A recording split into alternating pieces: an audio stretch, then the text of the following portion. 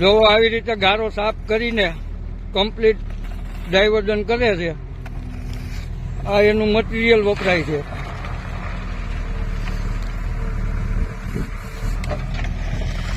આ બાજુ જો ભાઈ, આ બાજુ જો તને ફેમસ કરી દેવું મેનેજ કરે. આ જેતપુર બગસરા હાઈવેનું ડાયવર્ઝન જે પુલ તણાઈ ગયો છે.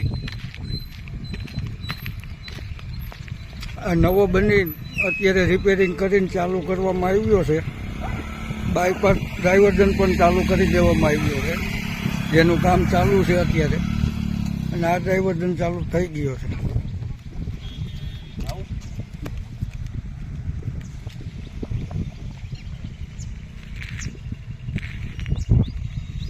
ટ્રાફિક જામ થઈ ગયો છે આગળ.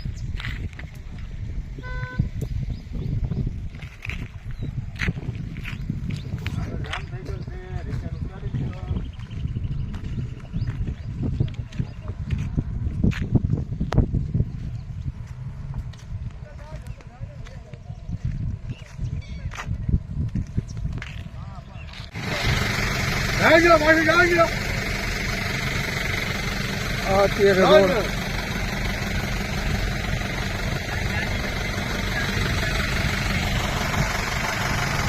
હું તમને ભાઈ પરેશાની થઈ જાય આવવામાં?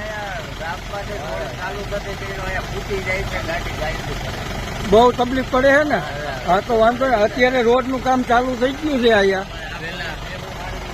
ડાયવર્ઝન નો બોર્ડ જ ન મળે ચાલુ એ તંત્રની ભૂલ હતી, એ બધું થઈ ગયું ચાલુ. હવે આમાં જવો તો ક્યાં જવું? અત્યારે આખા ગામે અહીંયા આંદોલન કર્યું એટલે તો સારો બને હે ને. આંદોલન કર્યું રામ ન હોય એટલે તો બનવાનું ચાલુ થયું. આમાં જવો વારવે ક્યાં જવું છે?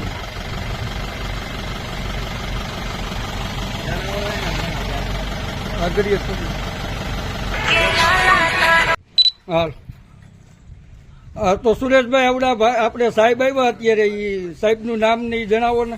ગઢવી સાહેબ છે આરએમબી માંથી. હા આરએમબી માંથી ગઢવી સાહેબ છે. અને ડાયવર્ઝન નો પ્રશ્ન હતો, જે ગારો બધું થતું હતું, એમાં આપણે અત્યારે બધી કાંકરી નાખવાનું ચાલુ કરી દીધું છે. હાંડા લગભગ કામ પૂરું થઈ જાય અને મારે સારું થઈ જાય.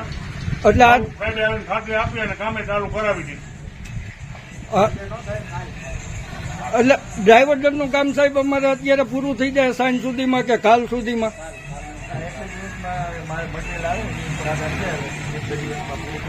અને આગળ અત્યારે આપણે જતા જઈએ એમાં આવડો આરસીટી આપણે જે ધાબીનો રોડ તૂટ્યો હોય એ તમે બાંધરી આપો છો ને કે અમે રિપેરિંગ કરી આપશું?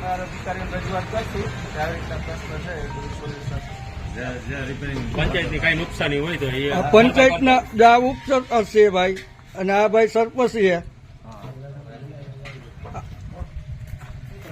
હાલો, એ સિવાયનું કઈ હોય એ બોલો. એકાદોડીમાં કમ્પ્લેટ થઈ જાય, બધું કમ્પ્લેટ હાઈ ક્લાસ થઈ જાય, રોડ જેવો થઈ જાય.